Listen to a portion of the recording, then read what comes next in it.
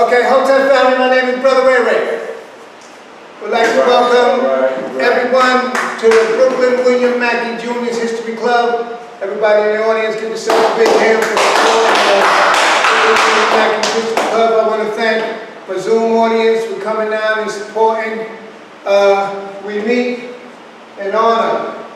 We meet here twice a month in honor of Dr. William Mackey Jr., Louis Ray Rivera, the great Amos Wilson, Dr. Ben, Dr. Clark, Alhaj Malik El-Shabazz, and all the warriors that gave up fame and fortune to tell the truth. They sacrificed a lot, so we want to keep their name alive. William Mackey Jr., Amos. We don't want to forget what the sacrifice they have made and the contributions to African history and scholarship. That's why we meet here. And we're trying our best to keep this thing going. So I want to thank you for the support. Now I'm going to mention some very important information, community information that's very important. Tomorrow, Thursday, on Facebook, you have Thorough Black Talk with Tad, Keisha, and Ashe. That comes on at 8 o'clock. You also have on Tuesdays at 5 o'clock on Manhattan Neighborhood Network, Community Cop Program. On YouTube. On YouTube, the Community Cop is on YouTube, and it comes on Manhattan Neighborhood Network. But you can view all the Community Cop programs on YouTube. You can also view all the lectures here at the Brooklyn William Mackey Jr.'s History Club. I'm presently, so I can't put in nothing until later. Also, Saturdays, very important. If you're not doing anything and you're in the house, 10:30, out of Philadelphia, New Day Resurrection Radio, Blog Talk with Sister Empress Chi. You go in to the search bar, you type in Blog Talk Radio, you put in Empress Chi, and you scroll down to New Day Resurrection at 10:30. It'll come up, and that's an excellent program. They go on sometime until 12:30 at night. Excellent program. Also, if you're not doing anything on Saturdays at 12 o'clock, 1590 WFPR, TuneIn Radio out of Baltimore. We have a brother named Brother Darren Muhammad. He comes on at 12 o'clock. Excellent program, and his program is also on Facebook and Spreaker. Good information. And I don't know if Jeannie has his on Monday, but we have some. He does something Monday nights. Okay, the Irritated Genie also does something on Monday nights, but you have to have his information. But I'm going to name some books right quick that's real important information. What we have here is called the Amos Collection. These books I sell to help Brother Sababa and African World Info System so he can continue the great work of Amos Wilson. We have Blueprint for Black Power, Amos Classic. Also, Issues of Manhood in Black and White. Amos Classic, Black on Black Violence, the Psychodynamic of Black Self-Annihilation in Service of White Domination. You are hearing a lot about this crime, this guns, black on black violence, and people saying all kind of stuff. But let me tell you, family, if you read this book, a lot of your questions will be answered. Also, The Falsification of African Consciousness. This is another Amos classic. The Developmental Psychology of the Black Child. Another Amos classic. The Awakening the Natural Genius of Black Children. This book is phenomenal. And African world-centered, African-centered consciousness versus the New World Order. Now, you're hearing a lot of things about the Great Reset, the New World Order, 666, all this stuff. This book has been out, and it'll tell you about African-centered consciousness versus the New World Order. This is another Amos classic. And Sababa has finished the work of Amos with his last book that he put together. The psychology of self-hatred and self-defeat for the reclamation of the African mind. This book Sababa finished in support of the late Amos Wilson. So all of these books is the Amos collection, what I call it. Now, we have another book, Confronting the Color Crisis in the African Diaspora, by Emphasis Jamaica. This is an excellent book. This brother Earl Ponder, he left us too soon, and he wrote a book revealing the unspeakable Bible verses, the truth about Judaism, Christianity, and Islam, and the Holy Trinity. This is an excellent publication, and he has a lot of books, but he left us too soon. So we try to help Sababa. We have Sister Etta Dixon, I'm a Wellness Witness. This is another great book. Also in honor of the great Louis Ray Rivera, who used to come down here and speak for hours when Dr. Mackey left us too soon. We have a book in honor of him called Jazz in Jail. Excellent. And S.K. Damiana Akuru, Distorted Truths, The Bastardization of African Cosmetology. This book is excellent. So we have a lot of read. Also, these are just some books I picked up on the side. As you know, a lot of information has been coming out lately about the craziness of Facebook. Well, it seems like you had two people that used to work there that had a lot of information on Facebook, and they came out with a book. An Ugly Truth, Inside Facebook's Battle for Domination. And it'll tell you a lot of things that's going on, especially what's happened with the last hack that came in. Our beloved sister, Cynthia McKinney. When China sneezes, from the coronavirus lockdown to the global political economic crisis, Cynthia McKinney. This is also an excellent book. Now, Dr. Scott Whitaker, you can YouTube Dr. Scott Whitaker. Excellent brother, out of Atlanta, Georgia. His book is called Medicine, and it's crazy because the spelling of the book is Medicin. Phenomenal publication. And when you read this book, you're going to get a whole nother different scenario on the medical industry and health. Excellent book, and I just wind up luckily listening to him on Darren Muhammad's show. Excellent. Now, I just picked this book up, and we have it here. The Truth About COVID-19, Exposing the Great Reset, Lockdown, Vaccine Passports, and the New Normal. This is by Dr. Joseph McCullough, Ronald Cummins, and is forwarded by Robert Kennedy. So they just banned these individuals from off YouTube and Instagram because they feel that their information is sort of like in the left field that they don't go along with, and that's what's happening. So, and I have one more. We have all of these books at the Brooklyn William Mackey Jr. And then we try to help Dr. Randy Short with his classic, a lot of read right here, The Impact of Religious Slavery Revealed. Slavery Masters, Dr. Randy Short. Excellent book. So we have them here for our family at the Brooklyn William Mackey Jr.'s History Club.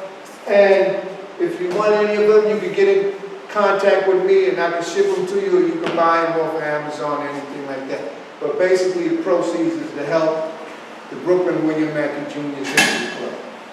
So, without further ado, week, excellent. The history of black culture. So Brother Mike Graves decided he would come back and do a part 2 of the history of black culture, because it seemed like that's something in this 21st century that we somehow has lost. It's somewhere it's not in us no more.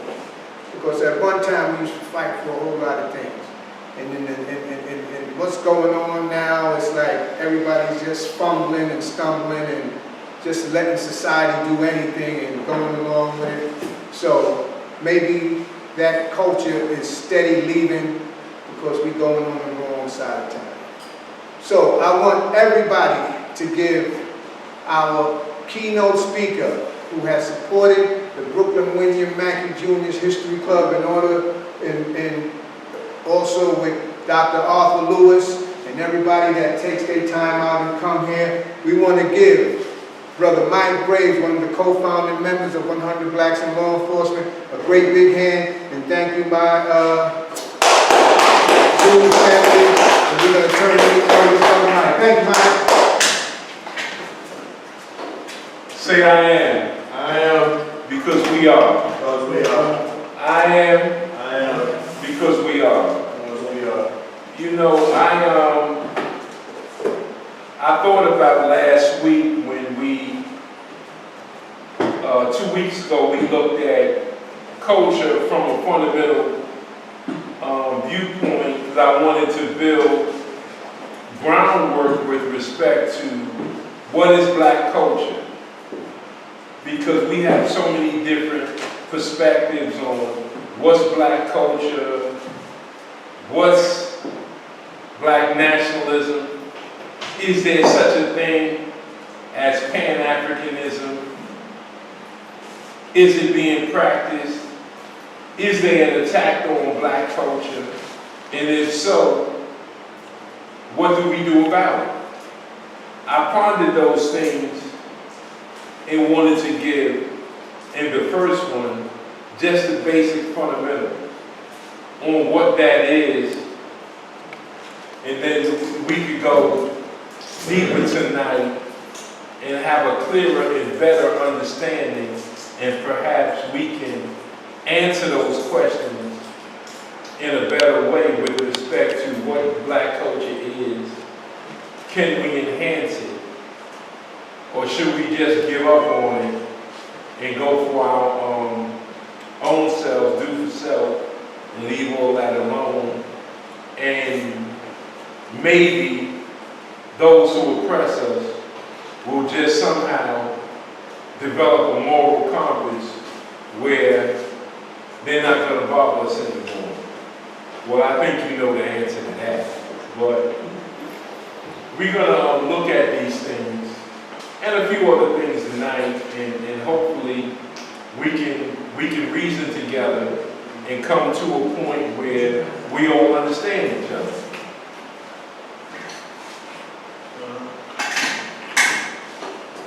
Now, I want to start off with just a basic thing that I said before, and I hope we get a full understanding. With, you know, scriptures say, with all you get an understanding.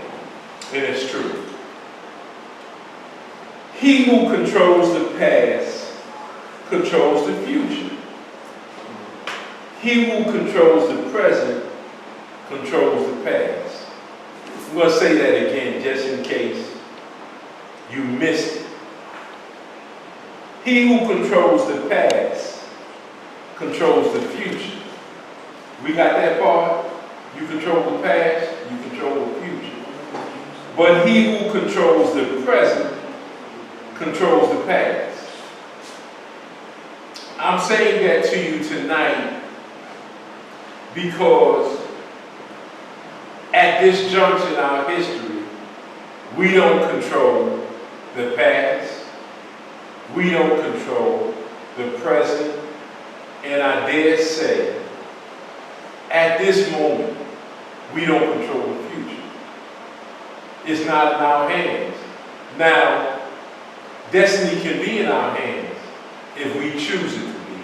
But at this very moment, we do not. I can say that rather concretely in a declarative way that we do not control the past. We do not control the present, nor do we control the future. Now, before somebody starts barking and saying, how can you say that? We had God, we had Malcolm, we had Adam, we had Dr. Ben, Dr. Clark, and so many others. I am keenly aware of that. All of them I respect to the utmost. But you cannot tell me that you won't walk outside this door right now and hear a brother upset, calling another brother every kind of N-word in the English language. And then when a brother is speaking favorably, he will still use those words, the N-word, the B-word, and others, in a favorable sense. When he's happy, he will use it. When he's sad or mad, he will use it. We have a skewed vision of how we look at each other. Black man to black woman to black man, and black adults to black children. So, it is very important that we understand the dynamics of culture and what we can do to change it. Now, I went into all these technical definitions last time on what culture is, and I asked you your thoughts on what culture is. I'm not going to go through too much of that tonight. I want to get out some information, and then we'll take some feedback on it during the Q&A. The simple definition, I will go with simple. We were more technical last time. Culture is just basically what you do, when you do, how you do it, and why do you do it. That's culture. Does everybody understand that? It's basically what you were doing, who you're doing it with, when you're doing it, how you're doing it, and why you're doing it. That's basically what culture is. Now, we got all technical last time, but it's that simple. Which means, if that's culture, and I'll interject tradition and some other things and some principles at some point, but that's the basics. I mentioned last time about the 9 aspects of human activity, and I'll touch on it again. But everything you do from the moment you wake up, I dare say from the way that you go to sleep, when you go to sleep, what you do from the moment you wake up that morning, and in the course of the day, that's a part of the culture. Now, it might be a foreign culture imposed on you. It might be some tradition left from your grandparents, great-grandparents, depending on what you're doing. You might be involved in just an environmental culture. It might be a gang culture. It might be some intellectuals you run around with. I remember when black folks back in the day felt it was hip to run around with the people in the village. Is that right, Dr. Lewis? Yeah. So there were those who felt it was a chic thing to do to go down to Greenwich Village, as it was called, and it's just a village now. But at that time, it was Greenwich Village. And if you juxtapose that with the Harlem Renaissance, which occurred in Harlem, and you had these intellectuals from all over the country coalesce, writers, those in poetry, those in the arts, those who were cultural, and you juxtapose that with a movement many years later, several decades later, of people who were going down to the village, hanging out, and started getting involved in a foreign culture. Changed their hairstyle, changed the way they dressed, the bell bottoms, the psychedelic stuff. All that went down in plain sight. You know, musicians, instead of, you know, when you grew up and you saw guys harmonizing on the street corner under a light, now they're going downtown doing different things. And we had jazz artists, especially jazz artists in particular, and blues to a small extent, but more jazz artists, that were going out of the country, going to places like Japan, going to places like Germany, going to London and other places, showing their arts. And the world acknowledged it. But what happened to our self-image? What happened to our self-image? You gotta remember, image sees, it feels, and it acts. It's a part of your amygdala, which we mentioned before. And so, it is at the base of the brain.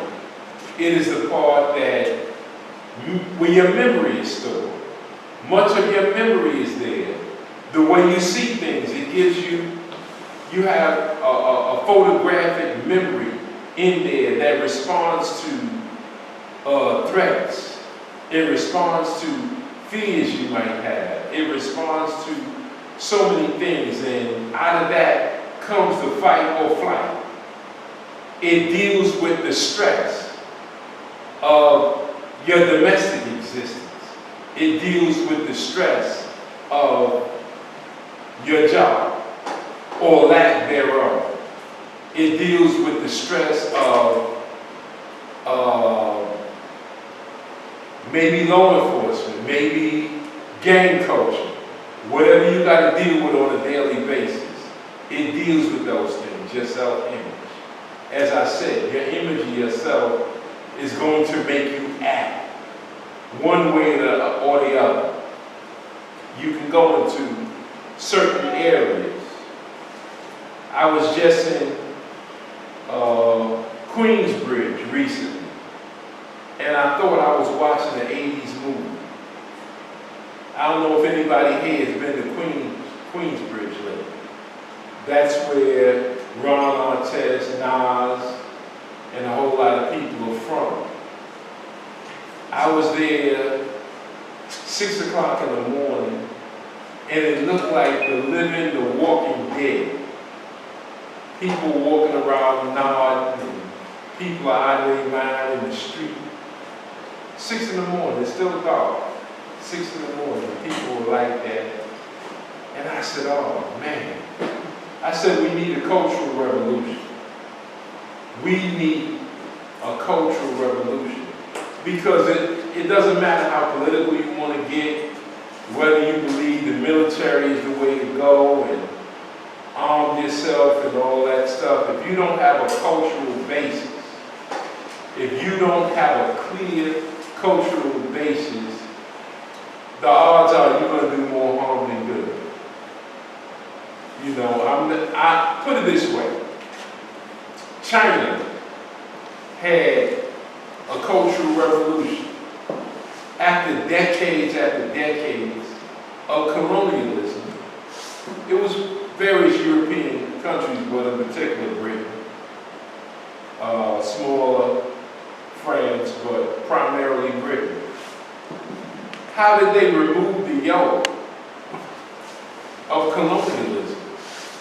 Now, colonialism is different from, let's say, the form of chattel slavery.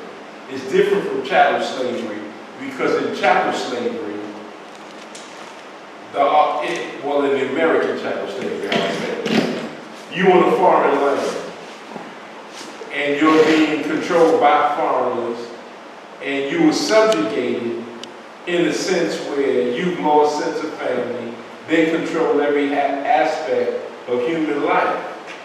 Now, the form of colonialism that Britain imposed on half of the world, as they said, the sun never sets on the British Empire. In those settings, you have family.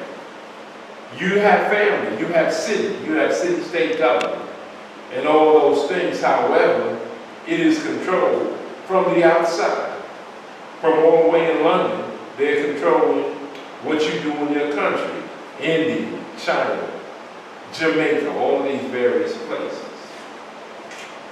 And how is it done? Have we taken the time to understand the danger of not practicing your culture? See, it's not enough to practice a culture. You have to practice your culture. Because if you don't, we're going to get into some things if you don't, but I'm going to look at some things that were said by Secretary. Does everybody know who Secretary is? You talking about President Secretary of the African continent, or you talking about former Stokely Carmichael who became Secretary? No, that's Kwame Ture. Kwame Ture. So That's you're talking about Kwame Ture. Secretary who's the president of what's it? I'm not going to tell you, because I just on the tip of your tongue. I can tell. Was it Guinea-Bissau? No. That's it, get it. Okay. Get it. One of the leading Pan-Africanists of this day. Let's look into some things he said. We'll break it down. I won't read the whole thing at one time. I'll look at it. He says every society has its own culture, and every culture has its own value of civilization. When you think of civilization, what is that? If you say every culture has its value of civilization, what is civilization? That's not a trick question. What would that be? A time period? Would it be a time period? Any time period. Any time period. Civilization. It has to do with time because you got to look at it contextually. So there is a time component too. Okay. You're right about that. But what's the basics of that? Is it a lifestyle based on being civil to each other? Civil. Order. Respectful? When you say civil, you're talking about there's an order? Yes, sir. Okay, there's a set of rules. There's some set of rules. Could it be government? That's one. Could there be illegal? Could there be documentation with respect to something written that you have to follow? Like the Constitution? Like a constitution. Rules, laws that govern people. Could we be talking about roads? Roads, bridges, Yes. tunnels. Trains? Yeah, trains, if you, at that level of time, because as Ray pointed out, time. So whether you have trains or not, whether you have skyscrapers or not, you do have roads, you have a form of travel where you can get from one place to another, where you can deliver goods and services, where you can deliver food. A civilization would also include, wouldn't it, communication, if you're there yet. Yeah, it would include that, no doubt. Education? Education, Family? family, Isn't it developing a society? a development of a society. Physically and Absolutely, absolutely. Development of a society. So, in that, so we're talking about, when you say develop a society, you're talking about maybe a sewage system, everything. everything. So we would have water. Life. It would be water for everybody bathing and all that stuff. Food, The things that are important to the things that are those important, people. so they can sustain themselves. Right. That's civilization. So Secretary said you have to have a value of civilization. So that's order. Okay. He goes on to say, This we easily understand that every act, every objective should be necessarily within the scope of culture. Now, did he say some things? He said everything. Everything you do must be within the scope of culture. There's a danger to step out of your culture. This is coming from one of the leading Pan-Africanists of all time, one of the great African leaders. He was right there with Kwame Nkrumah, the greatest Saji. That was his man. He said every act, everything you do must be within, not without, within your culture. Everything. So you can't act European one day and then want to be black another time. He's talking about everything you do, every act must be within your culture. Because your culture is tried and proven. I ain't got to tell anybody how long our culture goes back.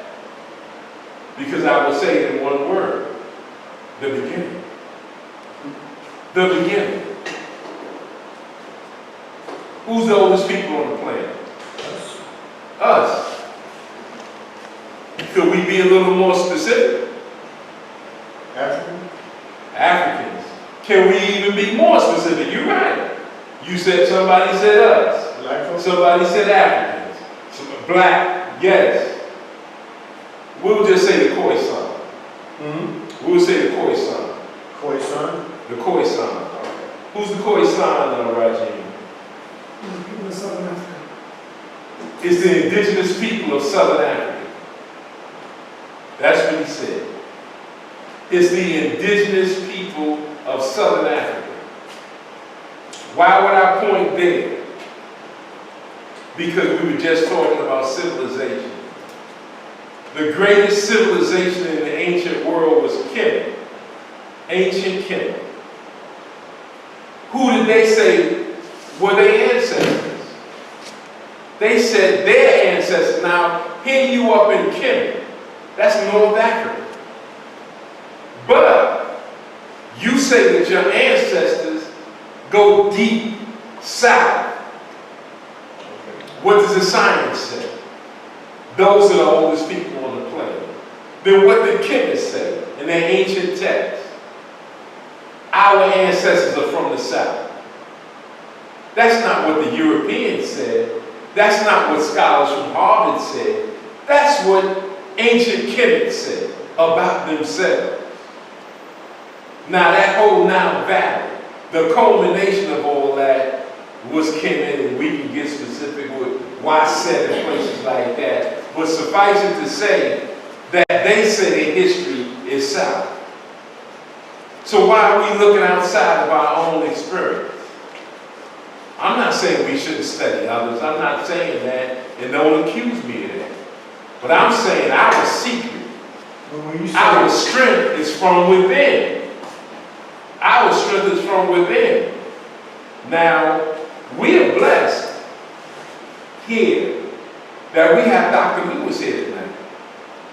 Because he walked step by step with Dr. Ben.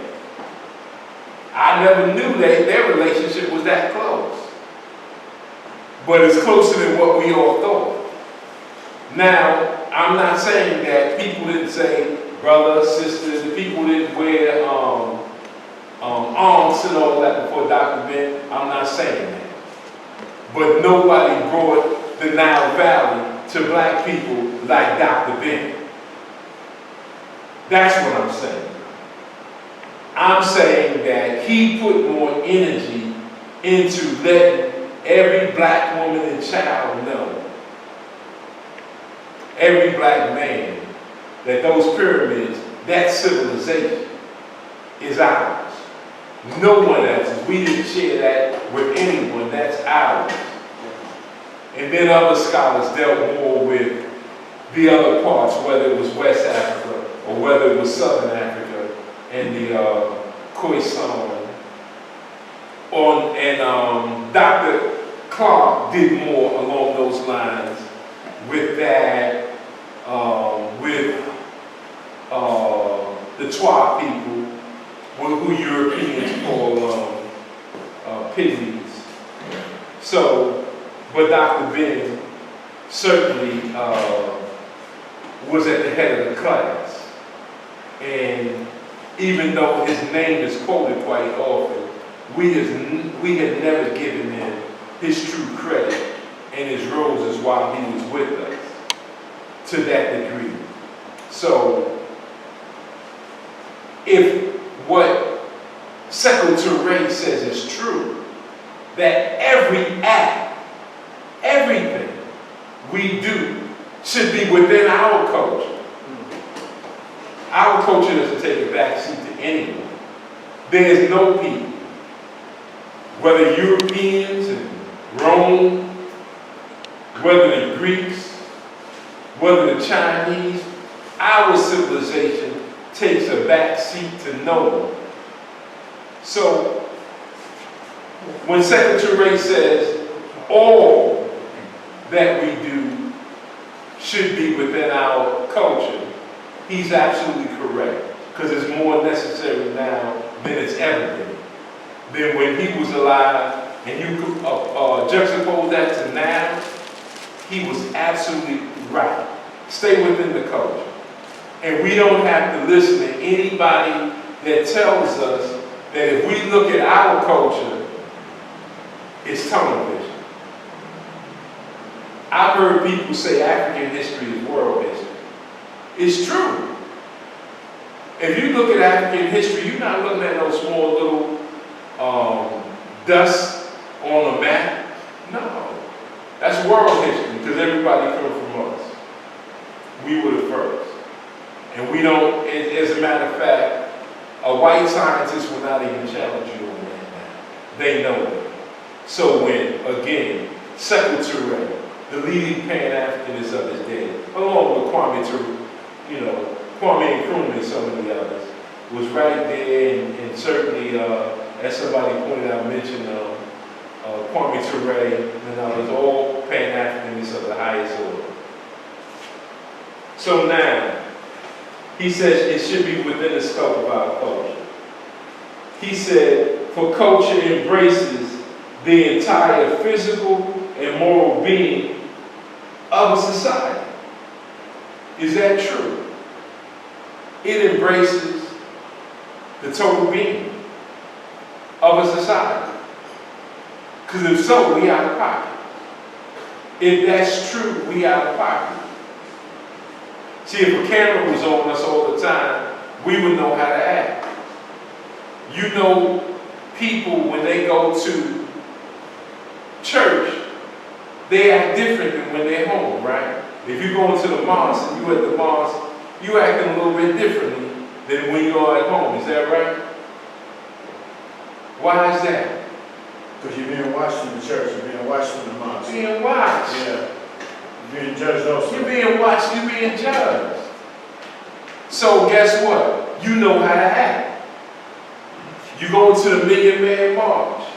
You go into the Million Women's March. You go into a march on Washington for jobs and freedom. You know how to act. Same thing when you're home with your family. Well, when you're home with your family, you know how to act. Now, some people, you know. Especially you got a wife to keep you in check, right? Yeah, now, you know, the reason I didn't say that, I let you say it. But it's because sometimes you get a guy, hypothetically, no one here, but you'll get a person who takes stuff all day from his boss. The boss speaks in him in a demeaning fashion, rough on him, treats him like a little boy, and he's a grown man. Now when he comes home, he's a gorilla. The wife better not say anything back, the children better not say anything back, or he going upside their head. But he took insults all day from his boss, from co-workers, but now he want to be a gorilla when he get home. He want to be a silverback. Kingpin. You know. So that's why I didn't say at home. We know how to act when we outside, especially at big events, church, somebody's anniversary, a memorial, a funeral, a grand event, pomp and circumstance. We act accordingly. And the cameras are not around. So we act a certain way. So Secretary is just so on point with this. We have to understand this. And we have to understand when we're under attack and how do you attack a certain person's culture. I'm going to get to some stuff. Okay, we're doing good this time. So now, after knowing that that's the being of a society, we say,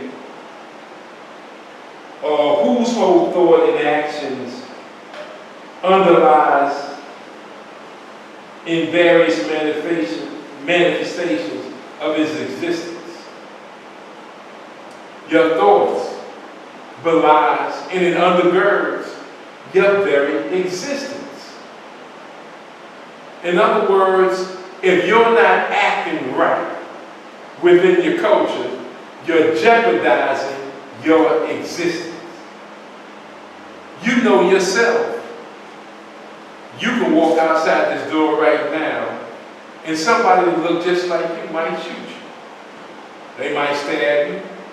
You might be lucky. They might just rob you. If Harriet Tubman saw the actions that are going out the street right now in Bed-Stuy, Brownsville, East New York, she would say, what happened, children? What happened to you? And we're going to look at some of those things tonight. What happened?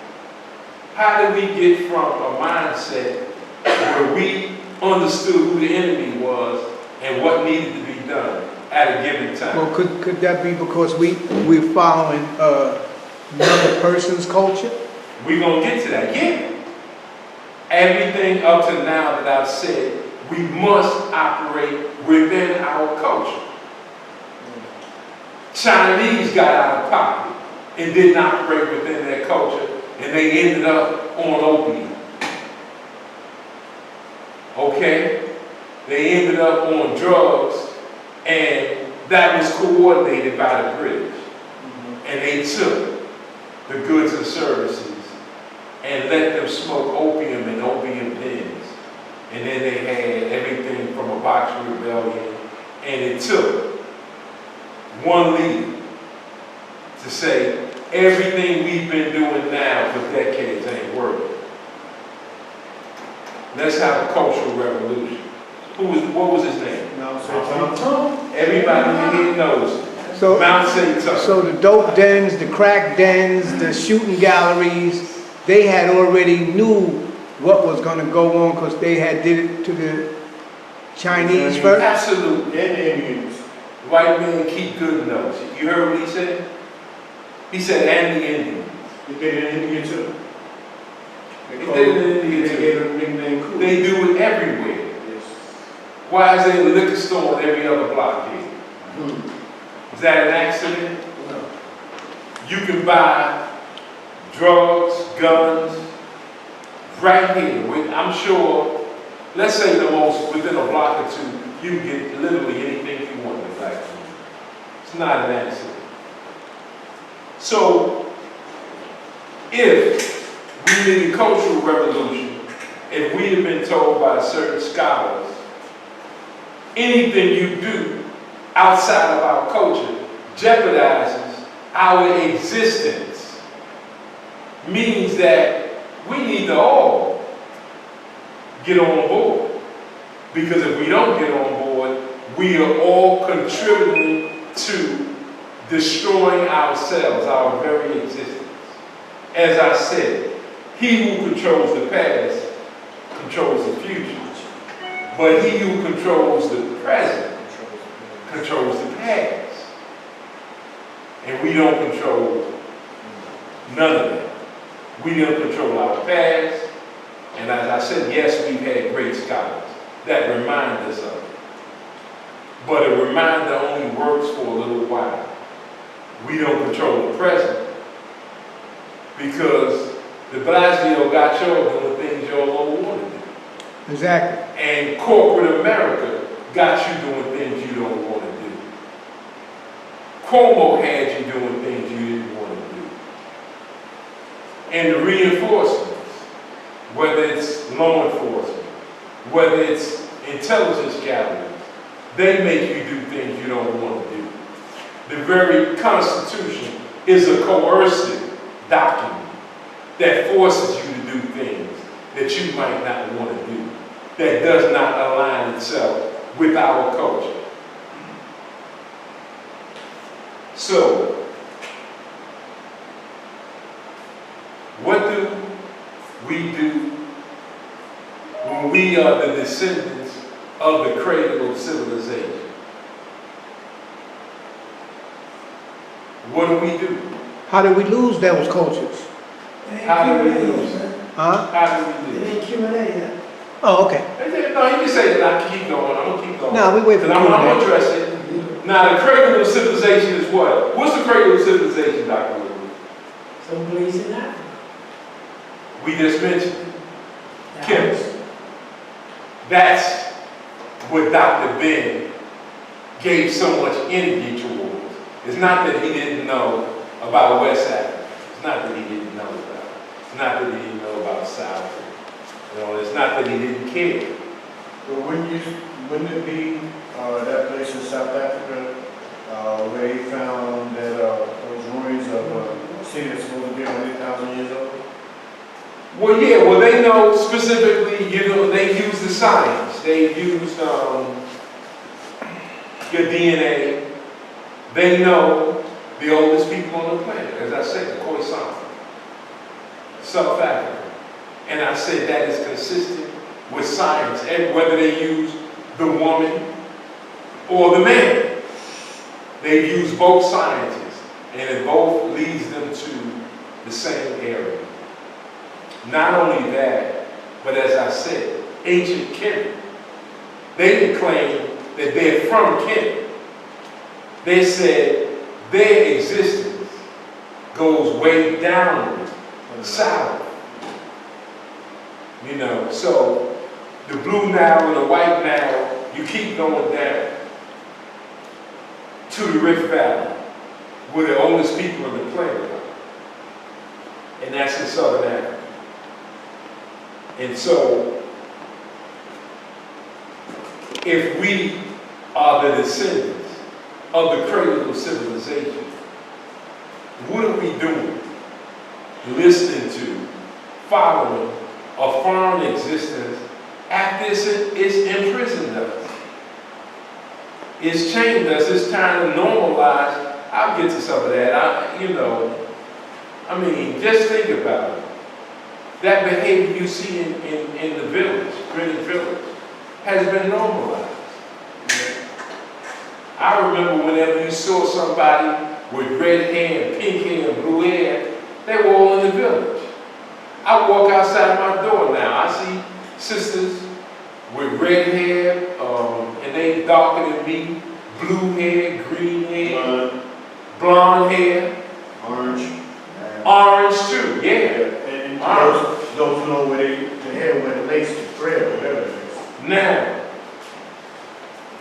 there's a dictum from the art of war. To win without fighting is best. To win without fighting is best. It's not the only way to win, to conquer a people, but it's the best way. Bruce Lee called it the art of fighting without fighting. But that's from Sun Tzu, the art of war.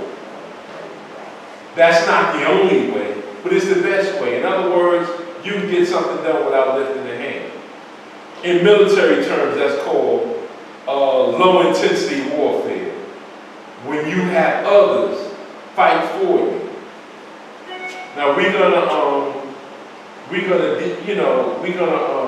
break that down in a way that we can see what happened to our culture, because I know on some of your minds say, well, look, get to what happened to our culture, what broke us down.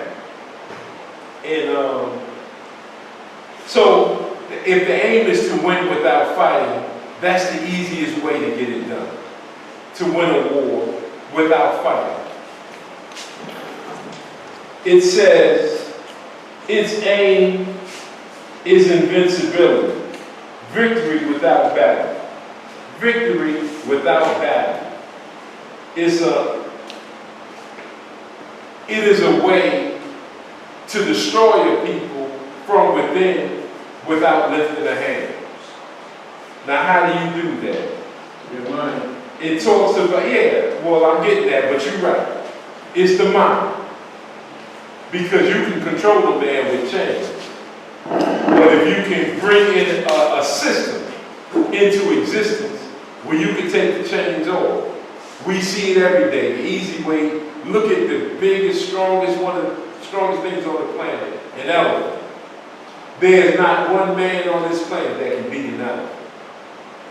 But an elephant is subjugated every day. They are trained to walk around, to lift up, to bring their feet up, to dance, to do things. They got elephants doing things.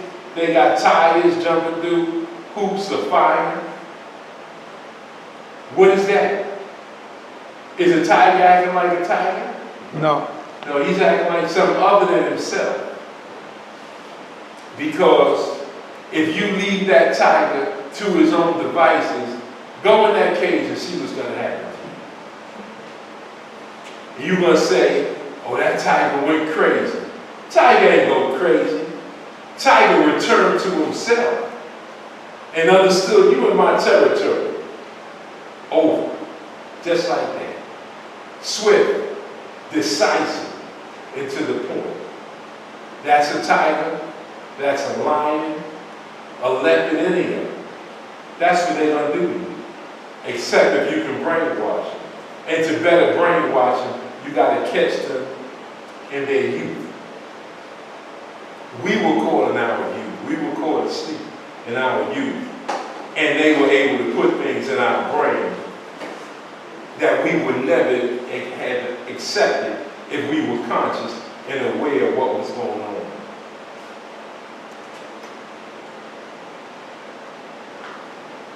In the art of war, and I want you to look at this for a minute, because the reason why I'm saying the art of war is that I was just talking about Africa, Kemet, and our culture. Just want to, and I did mention the Chinese people had a revolution. Everybody here knew it because everybody understood who led it.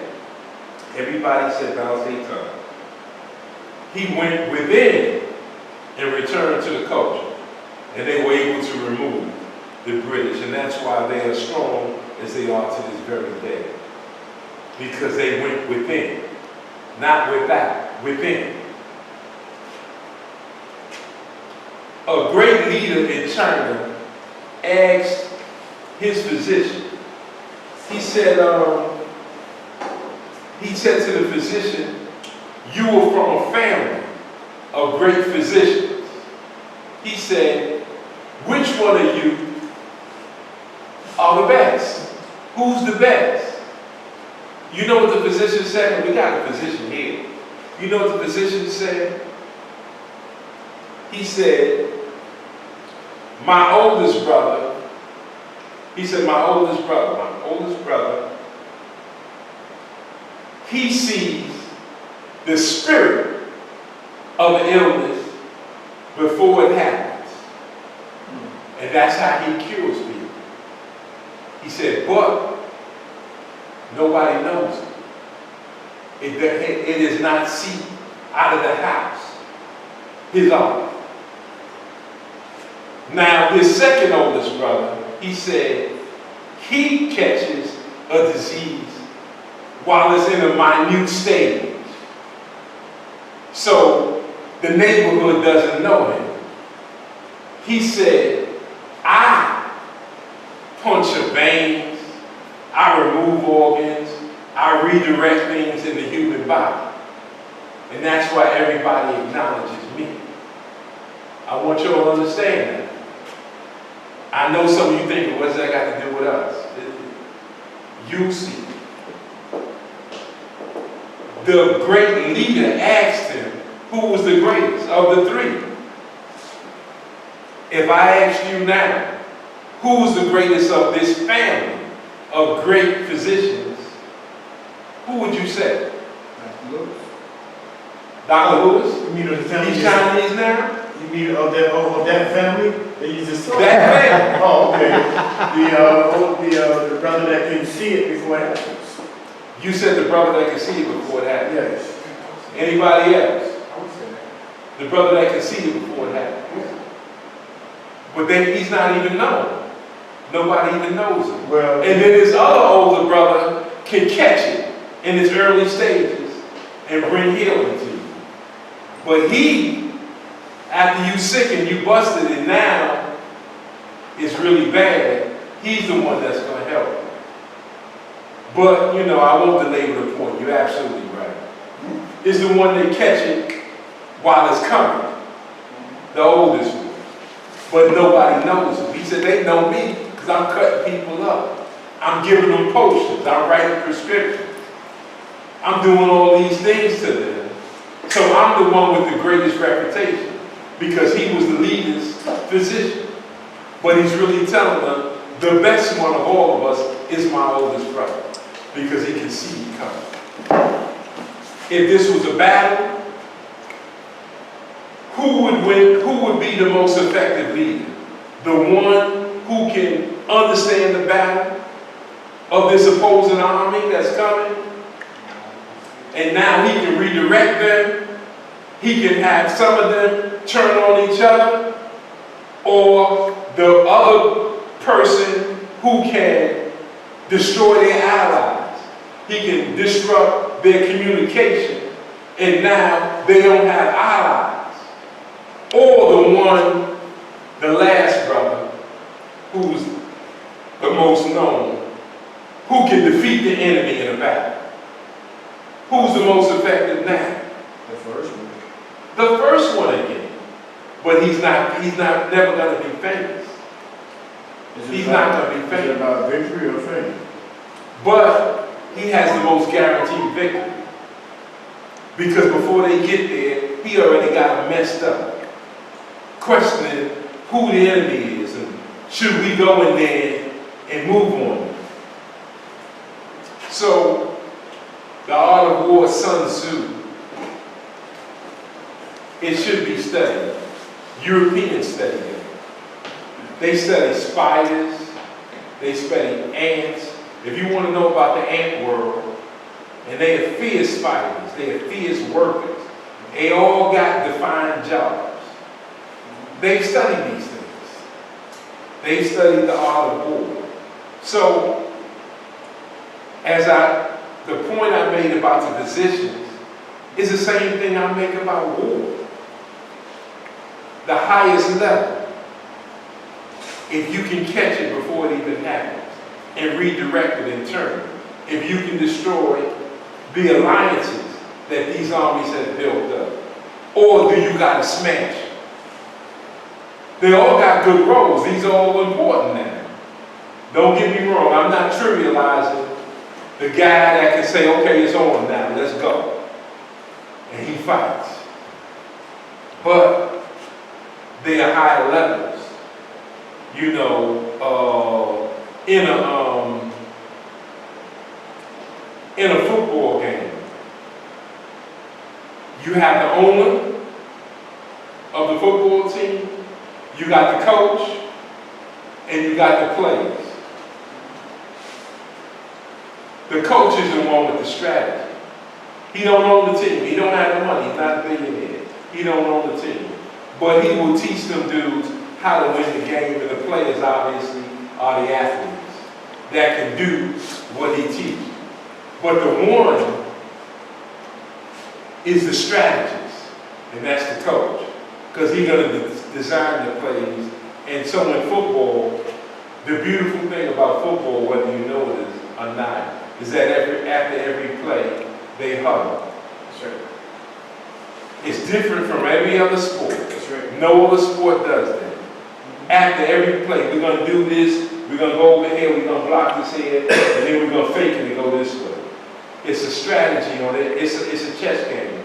Every play of the game. That's why. That's one of the reasons why I watch.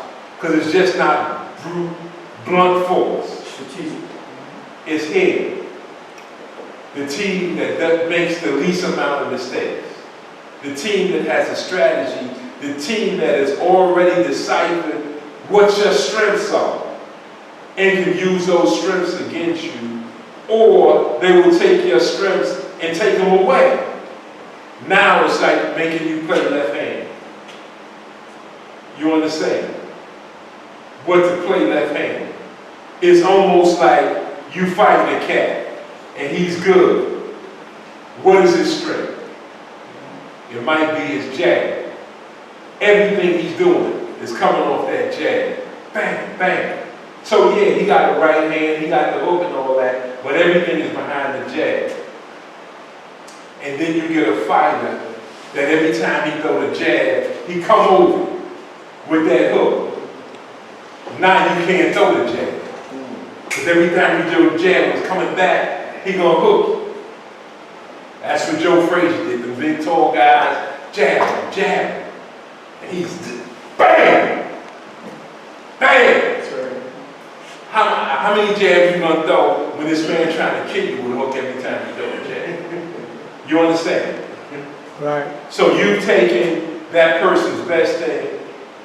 It's no question about Muhammad Ali's best punch was that jab. Everything come off the jab. Larry Holmes, the jab. But Joe Frazier had an answer. And when somebody has an answer, now you gotta go to something else. Because they're gonna make you fight left hand. Now, if you can do something different, fine. Ali just took the shots. After a while, he just took it and kept throwing straight punches against roundhouse punches. And the straighter is a shorter distance, and his particular art form, it was more effective. Because Joe Frazier's art form wouldn't work with everybody. Everybody can't live off taking two to give one, but that one is a devastating punch. You understand? Okay, so in terms of strategy, you have to, there's a place where brute force is the answer. You have to use a certain strategy, and that's why last week when I said, and I used Neely Fuller's example of the 9 systems. Now I'm gonna go through it real quick. So we'll just redo that real quick. Education, economics, entertainment, labor, law, politics, religion, sex, and war. Those 9 areas have been co-opted. These are things we do every day. Literally everything you do is within those 9. And now we have been encompassed with, inundated with this European lifestyle, this white supremacist ideology that's eating us at the core. And we will, real quickly, if you're fighting a fight, and if we were all together, all of us here in this room were together, the enemy has to find out who he can flip. Is that right? Right. Because it might be one of us and then he can flip. One. You start with one that you can flip. And say, Ray think he's the leader. He calls himself the director of the Mackey History Club. He ain't no director. I remember, man, you know, back in the day when he was doing such and such. He ain't no director. And then you say, well, Rajim, you know, he wear all that cultural attire. He don't believe in none of that stuff. He wear cultural stuff, but you should see him when he in East New York. It's happening. See, he tells on himself with his white woman. So, what am I supposed to think? I say, wow, Ray did that? Rajin just front And all this Hotep stuff, he don't believe in that. You know, you get some people that wait for those, what you call them, gotcha moments. They got you. Yeah. So the thing is to break down and understand the historic weaknesses in a people, and then you exploit those weaknesses. Nobody does that better than the FBI. The FBI has a profile of every black leader in this country. Every up-and-coming black leader in this country. Now, did I say some? I said everyone. Every black leader that runs an organization, their assistant, their second in command, all that stuff is in the dossier somewhere at Langley. Wait, Langley is the CIA department at the FBI headquarters. State Department? So yeah, they would all have that, you know. So I'm saying that you study the enemy. Why would you go blindly at an enemy when you don't know what his capabilities are? So we have people that say, you ever heard somebody say, and I'm going to use some quick examples before the break. You ever heard somebody say, oh no, that's too black. No, you want that black stuff. You ever heard somebody say, oh no, he want to run for office? No, you too black. Did you ever hear somebody say, I'm not black, I'm Christian. Yeah. I'm not black, I'm Muslim. I'm not black, I'm white. I'm not a black quarterback. I'm a quarterback that happens to be black. Yeah. Haven't you heard brothers say that at the Super Bowl? They say, oh, you the first quarterback. I'm not a black quarterback, man. No, don't do that. In other words, you think you limited by somebody saying you black, somehow you stuck, you in the company hole. Now reminder, African history is world history. African history is world history. Let me say it one more time so y'all get it. African history is world history. It's not some pseudo-intellectual study. It's world history. If you study African American history, that's not limited. That's American history. A very vital part, because its foundation is us. America would have never achieved the status it has in the world had we not worked free for these people for centuries. Had we not been subjugated, put on ships, brought to the Caribbean, brought to Central and South America, and brought here to North America, and worked for centuries for free, they would not be the military power, the economic power that they are today. So when you study our sojourn, you study world history, you study African history. Now, what do you say when somebody says they're not black, they're Christian, or they're Muslim, or that's too black? Malcolm used that example with coffee. He said if you drink black coffee, it keeps you up, makes you alert. The more milk you put into it, it starts putting you to sleep. That's the example we use. Now, you can also picture a recording artist that's good, but they somehow go what we call mainstream. You ever see a great artist that can just sing, flat out was born to sing? Luther. A brother flat out born to entertain. Michael Jackson. One of the greatest entertainers of all time. I don't care whether you got things about his lifestyle. I'm talking about his ability to entertain. Incredible. But we've had that before. We've had Jackie Wilson before. You talking about Prince? We had Sly and the Family Stone before. What makes a person, when black people love you and love your music, what makes you want to say that's not enough? I gotta get some white dollars. I want to be able to go to France and Germany and England. I want these white dollars in these football stadiums. With what made Barry Gordy want that Motown machine to go mainstream? Money. Money is the main part of the motivation. But you can make money. And there's a way that when you hear a certain voice, Diana Ross has a light voice. It can potentially cross over. Can Gladys Knight cross over? Nope. No. She's sold. Why? She sings better than Diana Ross. She's not sold. She sings better than Diana Ross will ever sing. Of course. But she can't cross over. No. Why? She got such a strong, soulful voice. It's down in your gut. Ain't no crossover in her. You can just not play no music, nothing, no band, and she get on the microphone. You can turn your back to her, and when she starts booming those sounds, you say, I'm listening to a black woman.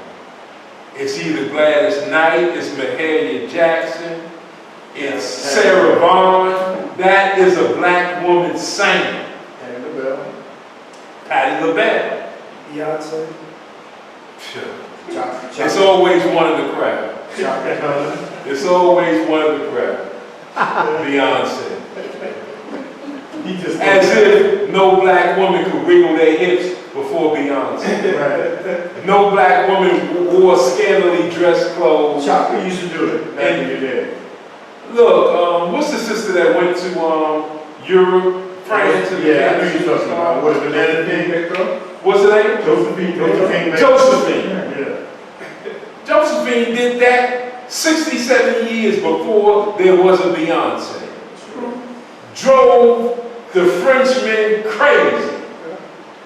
All people came from all over England to see that black woman dance and shake them hips.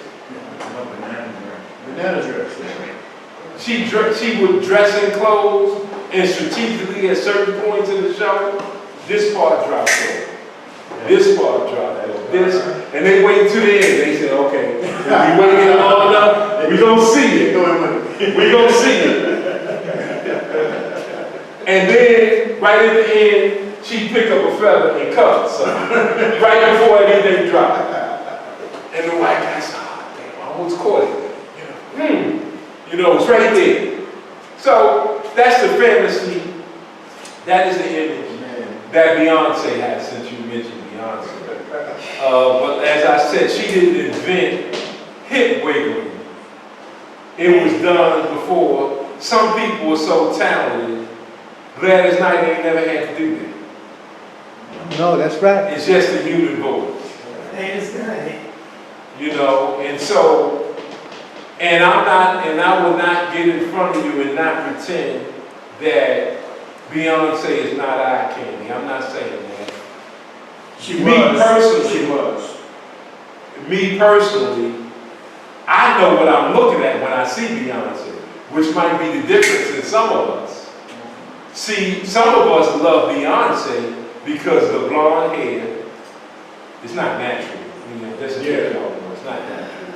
That's the whole thing, and all the weaves and the $10,000 she pays to have her hair done, which would probably pay some people's rent for a year. Yeah. And that's just for her hairstyle. And then the costumes coming out, shaking all this, going back, and a puff of smoke come up. She jumps out the smoke with a different uniform.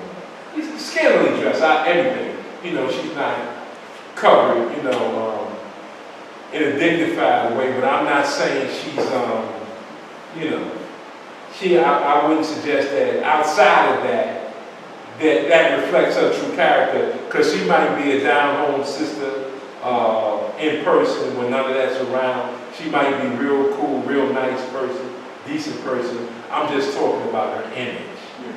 Just in case people out there or the people on Zoom are saying that I'm anyway knocking her. I'm talking about the image, not the person, the image. And image is very important. They say alter ego is Sasha Fierce.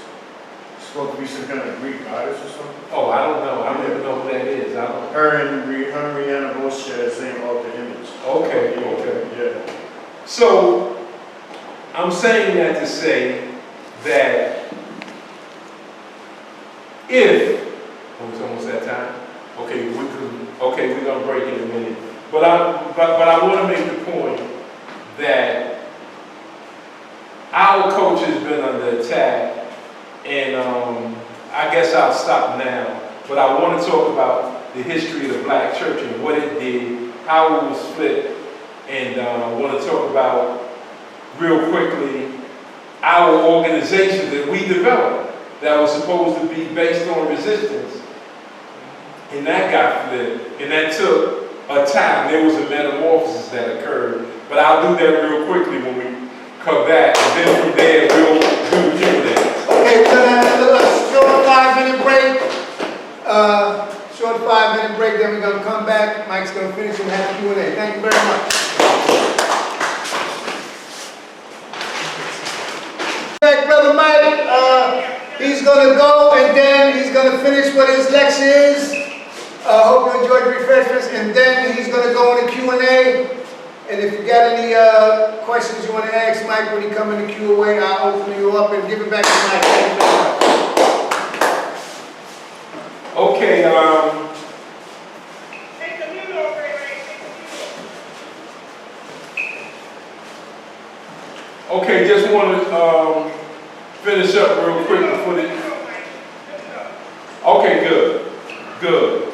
Want to go through a few things real quick, and then we'll open up the Q&A. I heard some energetic points being raised, so hopefully we can do that.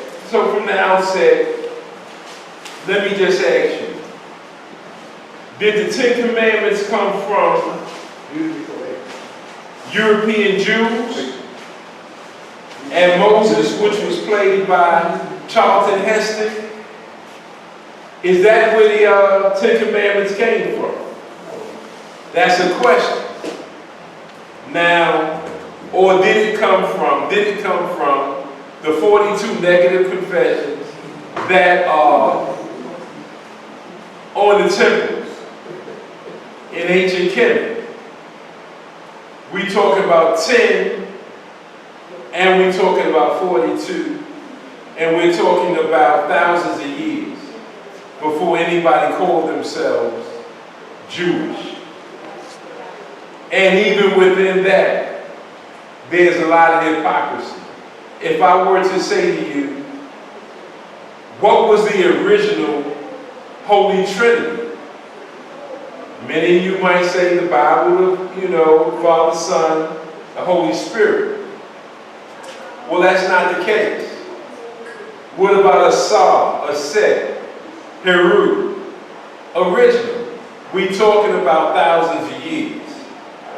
So, with respect to our culture, with respect to what we believe, we've been operating outside our cultural norm, and it is a threat to our existence.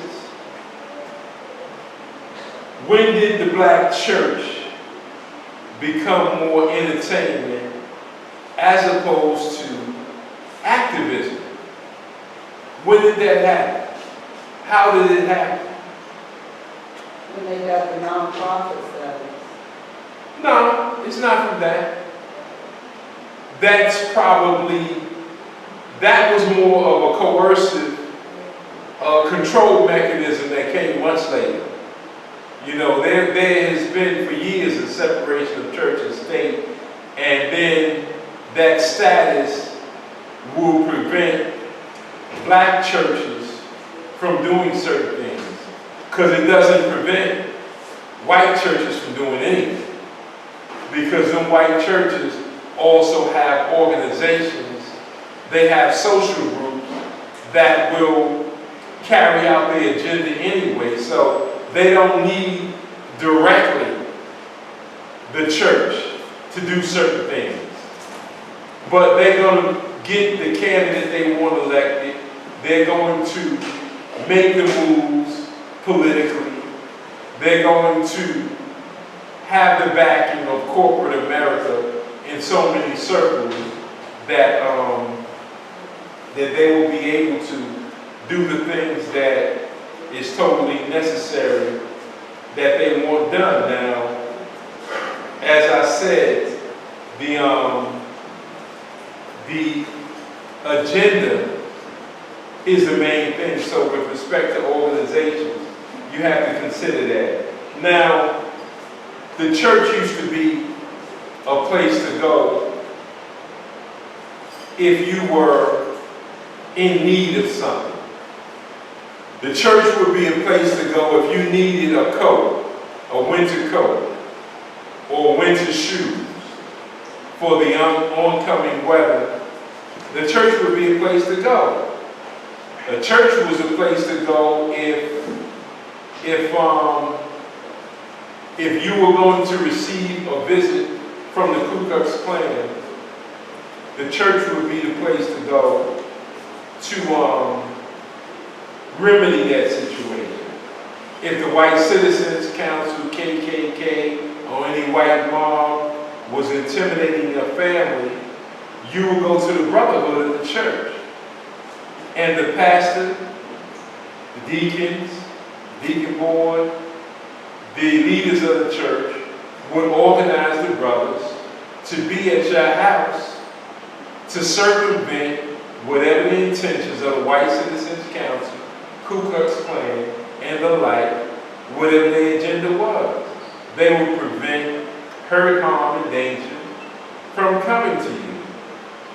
Try that today with churches. Try that today if you were not the most popular person in that church.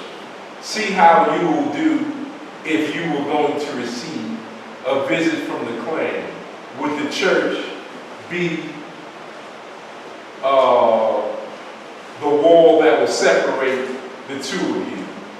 You might do better with a gang. If you went to a gang, Bloods or Crips or somebody, you might get better protection from them if you told them the Klan or the White Citizens Council was coming to your house. You might get better protection than from your church, because the church has been changed. It is not that place to go when you are in need. It is not the place to go when there is some really desperate, serious situations going on.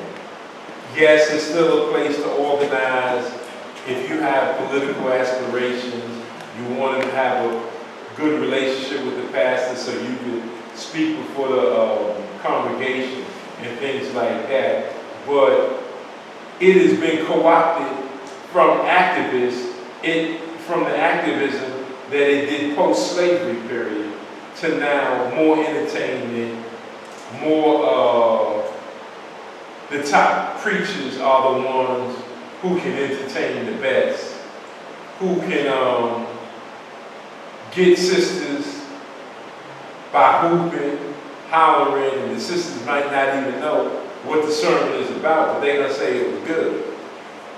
You know, because that's just the nature of what we have now.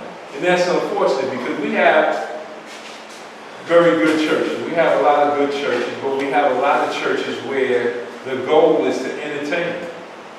And the biggest preachers are the ones who entertain the best. And that's unfortunate. This is not the, church that the great William Augustus Jones led. This is not the average church that would adhere to what Adam Clayton Powell did. As a leader of Black America and our top elected official. So it has went from a real place where you can be rescued to a place, unfortunately, of feel-good entertainment. Now, the spirit of resistance, how did it leave the church? How did corporate America get involved with the Black church? How did elected officials co-opt the Black church? Just think about some of the personalities that came out of the black church. Gabriel Prosser, Nat Turner, Denmark Vesey, all very spiritual men. Martin Lane, Henry Howland Garnett. Matter of fact, he said, let your motto be resistance. Resist, resist, resist. Harriet Tubman, spiritual. Lucy Craft Lane, Charles Hamilton Houston. The theme has always been resistance, revolution, fight back, organize, protect, protect, protect. Now reduce. Grapes reduced to raisins. Activist church reduced to entertainment. And no longer relative. Because the church is supposed to be able to be relevant to the needs of any given community. It has to be relevant. If it's not relevant, then what is the need of the church if it's not relevant? Now, real quickly, because time is tight. Liberation struggle is very important, and have a liberation struggle, as I pointed out earlier, there should be a cultural revolution in that, because we have to return to the culture, and we've had reminders along the way. The Garvey movement, Honorable Elijah Muhammad, turn to yourselves within. We've had great cultural artists. There's nobody more talented today than Paul Robeson was. No one with that level of talent. If we named icons today, Snoop, Jay-Z, can that compare to the great Paul Robeson? People that sang like Mahalia Jackson. You know, the contributions that Sidney Poitier did. Broke barriers. Sam broke barriers. Just so many. They broke barriers, and today everyone is going for themselves. Our top artists. And I'll just say that some of them do have a level of sensitivity that we have to respect. I respect Denzel Washington for the tens of millions of dollars that he's given to black universities. So you might not see him on the front line of the march, but he put his money where his mouth is. So I respect his work. I respect the Stevie Wonders that are more activists that he's been over the years. He's up there in years now, so you don't expect to see him on the front line of things. I'm sure Stevie got to be somewhere around 70 years old now. He's kind of like older. So I'm just saying he's up there in years now. But I'm just saying the fire is there, it was there, and he still makes contributions that they. When are we going to have another artist like Marvin Gaye? Marvin Gaye saying, what's going on? What's happening right now? We don't have an artist like that. There's not that level of concern with respect to elevating our people as opposed to making money. That was a dangerous step then. Motown refused to release What's Going On for over a year. They told Marvin, no, we can't do that. In other words, our people instinctively know what will upset a white person, and they're concerned about what white people think as opposed to what we think. Can you understand? We've got to a level where we're concerned about what they think as opposed to what we think. We got a black man, strong, should be in office, should run a city, but his name is Dr. Khalid Abdul Muhammad. Say, no, he can't run for office. Too black. Too strong. I thought we wanted it black and strong. When women describe men, they want a strong man. But now you got a strong man in front of you, and you say you're too strong, too defiant, too rigid. How is that? We used to elevate race men, race women. We weren't there in Dr. Francis Cresswell's hour of need. Was we there for Amos, Wilson? They're two of the greatest minds we've ever produced. Lost them too soon. Here we know white folks were pressuring Francis Cresswell, wanted her house, wanted her out of that neighborhood. Did we act? Did we protect her? Did we surround her and say, no one better touch our sister? If you come anywhere and need her, if you think about it, if we hear you planning something, you're going to lose your head. You will drown in your blood, in your own blood. Did we do that? We had people that used to do that.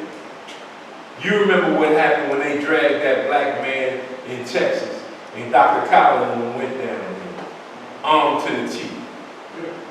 I'm not saying we all have to do that, but somebody somewhere has got to take a stand. You got to draw a line in the sand.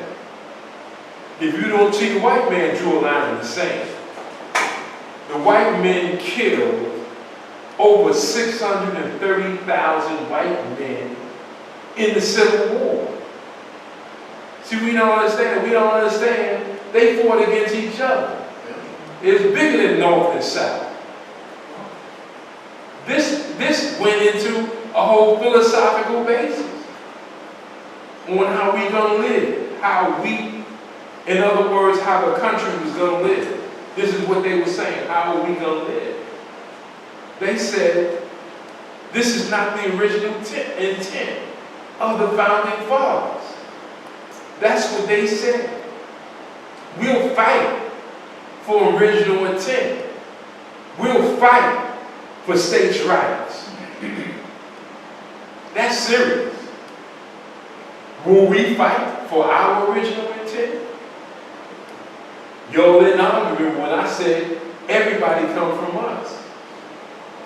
Y'all didn't disagree when I said we are from the Khoisan, the oldest. We are from Southern Africa. We built the Nile Valley experiments. We built Europe. They learned their scholarship from us. The Greeks stole it from us. The Romans stole it from us. The British stole it from us. They steal our culture. Do you really believe Elvis is the king of swing? No. Rock and roll. No. Rock and roll. I mean, the king. I'm sorry. No. The king. That's what they call him, the king. No. They call Benny Goodman the king of swing. I'm sorry. But they call Elvis just the king.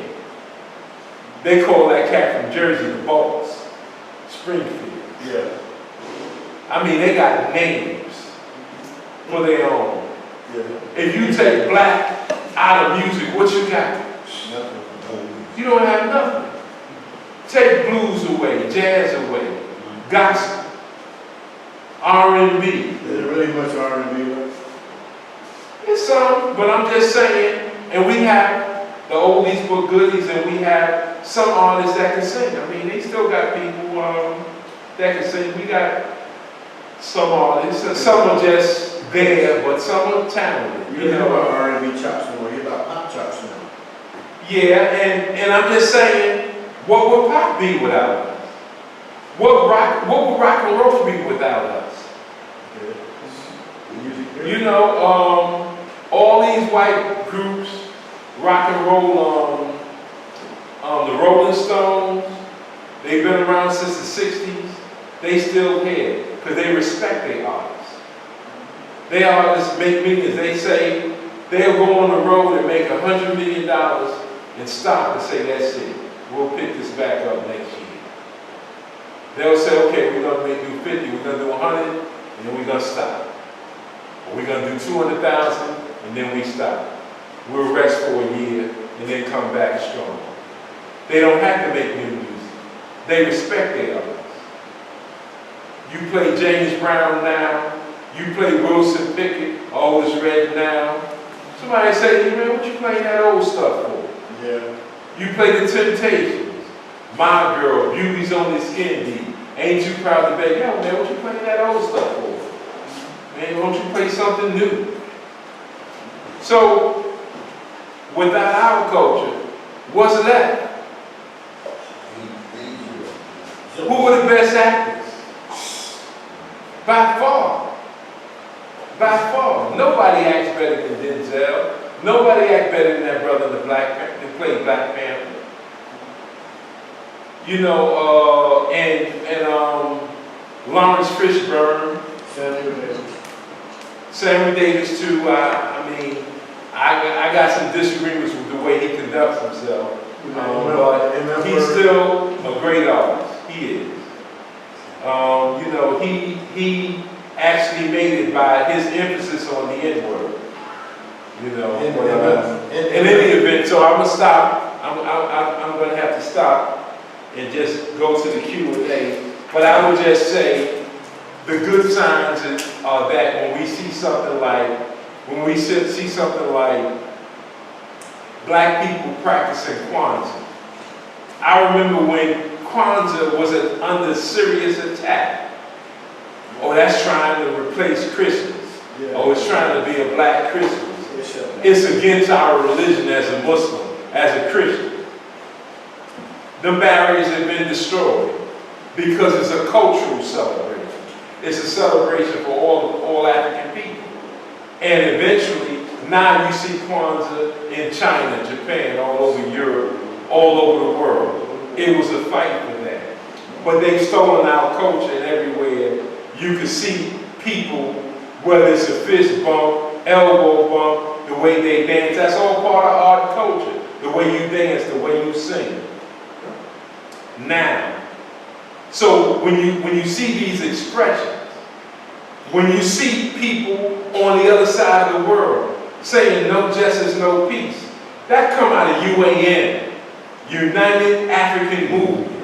It doesn't come out of National Action Network, Reverend Sharp. That comes out of United African Movement. No justice, no peace. That's Alton Maddox. Alton H. Maddox Jr., attorney at war. How did that go from Fulton Street in Bedford, in Bed-Stuy? Now it's all over the world. You know, the gay community saying no justice, no peace. Gays. Oh, they doing it with this? Okay. They doing it with a snap. That means some people that was in it prior probably joined those other movements. Yeah. We were in Philadelphia and a gay Black female said she likes being around and still likes to go to Black meetings because when she goes to Black meetings, she stays on top of the language because she wants to be able to take that back to the gay community so that they can make gay issues front and center. But they still need the language and they still want to connect with the Black community to make it that. So I'm going to have to stop. And I actually got a lot of stuff I didn't cover, but I'm going to stop because I got a feeling your Q&A will compensate for what I didn't get to. So I'll stop at this point, Brother Ray, and open it up for questions. I don't know, Ray, if you're going to control. Coming right now. I don't know if you're going to control. Yeah, let me open up we'll just open up on the floor. Let me open up the. Okay, any questions from the floor? And then we're gonna everybody can unmute themselves on Zoom audience and just say your question. This is the first question is coming from the floor. The second question is coming from the Zoom audience. Okay. I really didn't have a question that was coming at me. Okay, if it's not a question, a short statement. All right, there's two actors came to mind when I think about what you said. Idris Elba and Jeffrey Wright. Jeffrey Wright is outstanding. Idris Elba, he's also outstanding. I wouldn't put them on Paul Robeson's level, but I think you mentioned, and people don't know about Jeffrey Wright. He played a hell of a Dr. King in that docudrama. So yeah, you're right about that. Two great artists. But the thing you have to remember is that Paul Robeson sacrificed his career as a singer and an actor. He sacrificed his career for our people. And he lost a lot of money. He was the first black superstar. I didn't say the first black star. He was the first black superstar. Long before Sidney Poitier. He was the first black superstar. And he put it all on the line. Muhammad Ali put his career on the line. We don't have today's artists putting everything on the line. Not like then. Next question. Anybody from the Zoom? Anybody from our Zoom audience? Unmute yourself and ask Brother Mike a question. Anybody from the Zoom? Okay, that's dead space, which means we'll go back to the floor. You said that your culture and your environment comes from the inside. Has to be authentic. Right. So would you still consider the Chinese Cultural Revolution a cultural revolution, even though it was based in communism? It has nothing to do with Chinese culture. It was based on their culture. See, you have to remember. Their political. I understand what you're saying. Is communism. That is not Chinese. Well, it is because it's communal. No, it's not. No, hold on. Communism is not a Chinese. I'm not saying communism because it is not really communism. Mao brought people together based on Chinese tradition and authenticity. That's how he brought them together. Now, the system that they might practice, in other words, the economic part, you might call it a form of socialism or capitalism, but that is totally different from what you had with Stalin in Russia. That's why they didn't get along. Because they had a total different perspective on what so-called Karl Marx laid out as communism. Karl Marx laid out communism based on African communalism. To this day, white people are astounded by African communalism. See, we look at when Africans post-slavery would share butter, milk, sugar, grits with each other.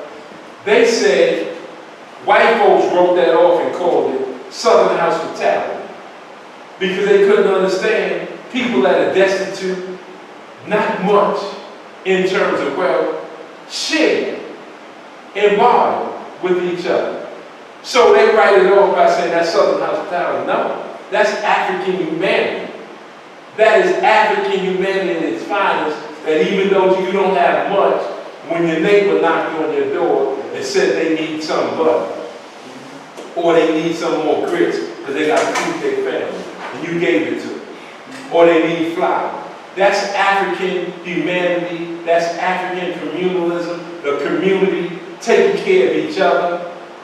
That's not Southern hospitality. We brought that to the South. If you read about the South, absent us, read about South Carolina when they had fights. They used to pull each other's eyes out by sockets, pull the eyes out, cut each other and stab to the death. Everything was to the death. Then this is the gentry class. I'm not even talking about poor white folks. I'm talking about the white folks that had a few dollars.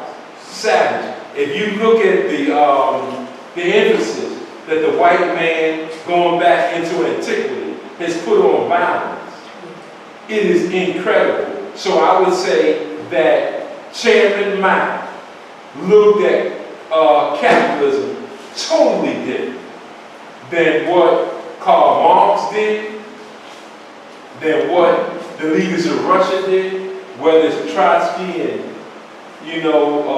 Stalin on them. Totally different. So you think that the And, African-American... limit all of them. You think, with that said, do you think the African-American community should use a similar approach as well? I would say that we would have to. We would not look at it the way Russia looks at it. Certainly Kwame Nkrumah did not plan to follow Russians. That was not his plan. What Fidel did is not following Russians.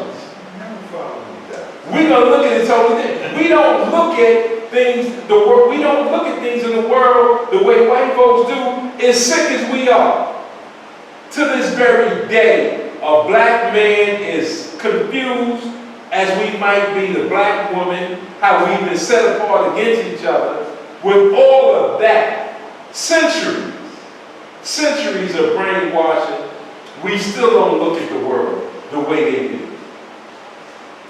They look, going back to 1884, 1885, that mad scramble for Africa, where they just all picked out a part for themselves and just devastated African countries. There's no history of Africans doing that to anybody. I'm not saying that we didn't conquer, we've had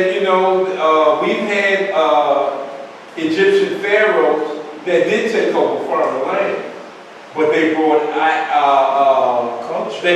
culture, they brought economy and stability. They brought things in with them other than just violence. Next question. Yes. How, when you mention the civilizations, the cultures, going back 16 BC and Antiquity. how did the conquerors come in, even with Islam, to destroy those massive cultures that we had? Because from what I understand, it was a whole lot of different cultures within the continent and civilizations. How was they able to change that, even coming in with Islam and, how did they? I would say time, place, and circumstance. I think that if you look at Chancellor Williams' book, Destruction of Black Civilization, I think he gives you some beautiful examples of how Arabs were on the periphery in so many places. They didn't come in like gangsters. They were on the periphery. Africans fed them. Africans taught them. They would try their best and were successful at times in getting an Arab to marry, which would quell some beefs, marry into influential families of Africans in that Nile Valley. And that was a form of penetration.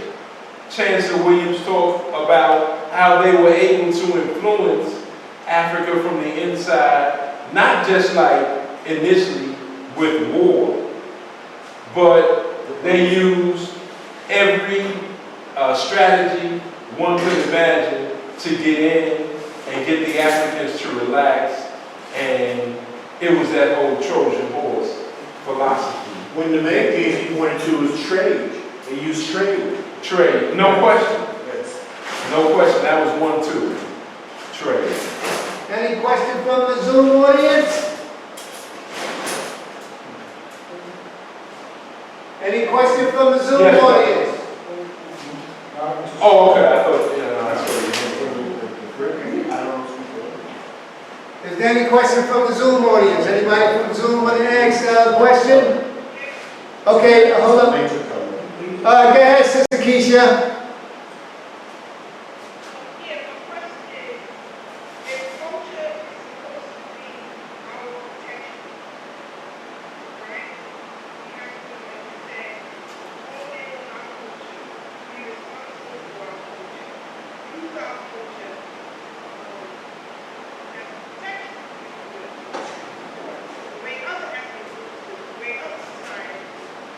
I agree with that. I think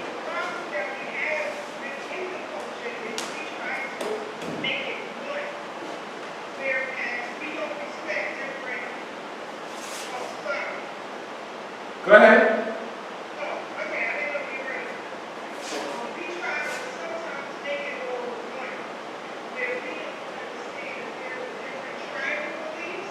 Mm-hmm.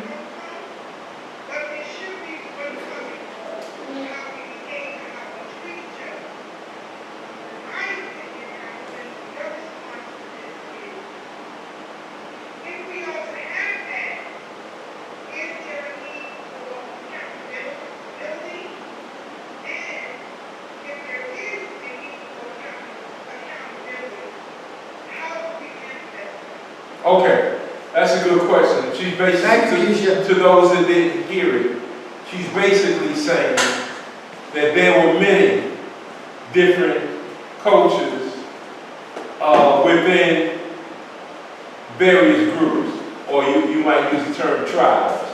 And is there an accountability system if you were to bring them all together? And that's an excellent question. And I would say to that, yes. We've had to combine cultures ever since we got off these boats that the devil's brought us here on. Consequently, whether we are from down south, Jamaica, Trinidad, Tobago, whether we're from the continent of Africa, there has to be a coming together for our very existence. Now, she's also raised the question of accountability. We have to have accountability, or how are we going to measure advancement? You can't measure advancement without accountability. So I gave us one thing. I mentioned one thing during the lecture. I said there was trepidation and actually protest against Kwanzaa. Now, for the most part, churches and mosques do not fight the 7 principles of Kwanzaa, the Nguzo South. Churches who were traditionally a part of the civil rights movement turned away from it and turned into more entertainment. Now some are more open to going to Washington if something's going on, or understand the need to protest certain things. So there is a level of advancement, but without accountability, you can't measure where you're at. So yes, there has to be accountability, but our culture has to also be authentic. We can't just make stuff up and then just say that's part of African culture. You know, because if you listen to a rap artist, a hip hop artist, they'll say, well, rap means this, hip hop means higher intellectual power, all that crap. And you talking about, a woman's vagina, and you calling her a hoe and a bitch, and you saying higher intellect. Get out of here with all that crap. Don't just take a word and make it into an acronym. You didn't invent rap. Rap was going on 50, 60, 70 years ago. Louis Jordan rap. James Brown and all them rap. There used to be rap artists that rap with jazz playing in the background. It ain't started no Bronx. Anybody who say that don't know what they're talking about. And it's definitely not the culture. They say on TV, you see all these athletes, you see singers on TV saying Jay-Z represents the culture. Jay-Z represents a culture of death and destruction and malfeasance. He don't represent African culture. That's not African culture when you call a black woman a bitch. It's not a culture. It's not a culture. It's not our culture when you got a song out when they call it wet something, vagina. I'll just say that. What? Wow. Say what? Wow. Okay, that's the way to say it. That's not no African damn culture. You out of your mind if that's a part of our culture. So we got to protect the authentic culture. Just admit that you don't do it. Just admit I'm operating out of African African culture, the framework of African culture, therefore I am intentionally jeopardizing our existence, mine and yours. Because now I will normalize homosexuality, I will now normalize disrespecting black women, I will march them across the stage with dog collars on, and that's the culture? That ain't no damn African culture. You sick and you out of your damn mind, and I'm not waiting for you to say, I'm out of my mind, I'm acting crazy. I'm not waiting, I can see. I have a good idea. I'm grounded enough to understand black culture, to understand African culture, and I know that's not in it. Someone was once asked, what's pornography? He said, I can't describe it, but I know it when I see it. So I know something sick, something perverted when I see it. And I know when you tell me hip-hop really means this, you out of your damn mind. And you disrespecting black women, and you misogynist, you just as sick as the white man, and you telling me that's our culture. African culture first must be authentic. It must be traditional. It must be generational. It must go from generation to generation to generation where we can trace it. You can trace it back to even ancient Kemet, where you're supposed to have that balance and order. Where you don't make a man fear you, and your heart must be as light as a feather. That's our culture. That's our culture in Timbuktu. It's not only in the Nile Valley, it's in Timbuktu, Songay, Mali, and all these places. That's our culture. What Snoop and Jay-Z and all them doing, that's not our culture. And if you think it's our culture, you just as sick as they are. So you don't like Lil Nas X? I don't know what Lil Nas X is, but somebody showed me a picture. I don't know what his music is, but I think that's the guy that had on the dress before. Yeah, No, somebody, I think one else showed me that when we was in the car. I think you guys are. Yeah. So that's not our culture. A man dressing like a woman, that is not our culture. Better miss me with that stuff. But you know the justification? You know how some cultures, the guys more like the things that look like skirts? The kilt? Look, Yeah. like I said, I know pornography when I see it. I know with female clothes when I see it. I know the difference in a Muslim on their holy days when they come out with something long that starts at their shoulders and they go down to their feet. I know it's not a dress. I know what a dress is when I see it.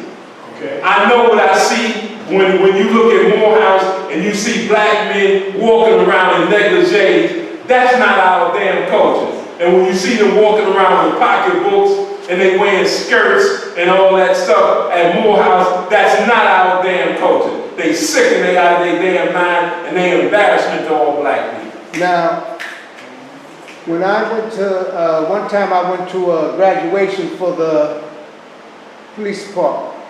And them Irish boys came out, even with the transit. Them Irish boys came out with the music and the kilts. Mm-hmm. Say something about them. They will crack your head in two. Right, that's not a dress, it's a kilt. The kilt, but look like a skirt, gladiators. When we put them on, chumps. Well, you're not in your culture. Exactly. We That's their culture. That's their culture, that kilt and they. As I said earlier. Say something about one of them with the kilt on, look like a dress, and see what they do to you. So I said, Sekou Touré said, operate within your culture. Within. Mao Zedong operated within their culture. And they went from the weakest thing, as Malcolm said, they had a saying that says, you don't have a Chinaman's chance.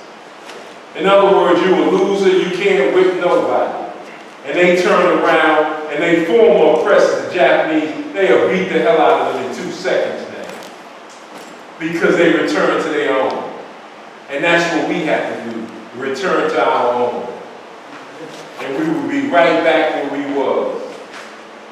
Okay, does anybody else got one more question? Anybody else? If not, Ladies and And don't anybody, let anybody normalize and bastardize your culture and call it normal.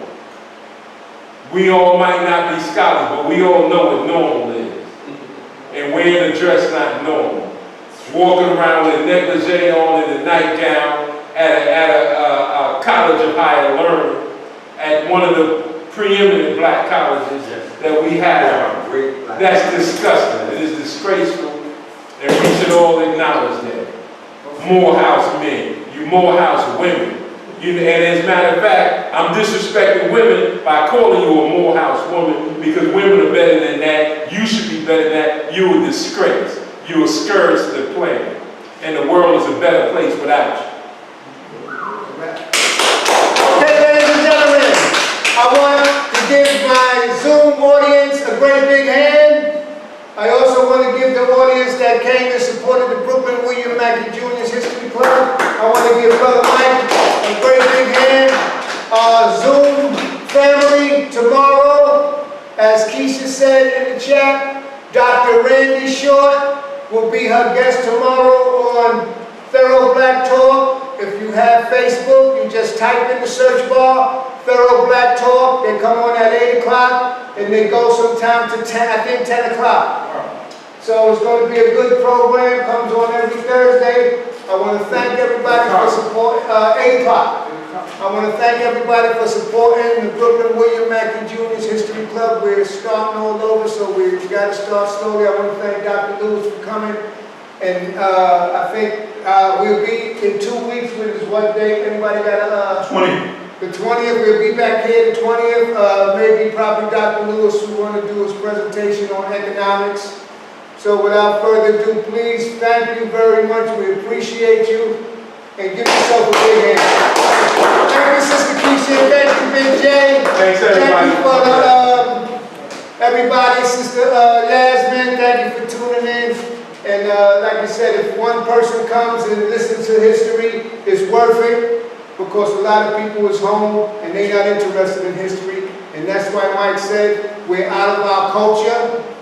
Because back in the old days, during the 60s, when we were fighting for something, everybody was tuned in. But it seems like ain't nobody tuned in now. And that's why they're able to do anything to us. Because we are definitely out of our culture and out of our minds. Thank you very much.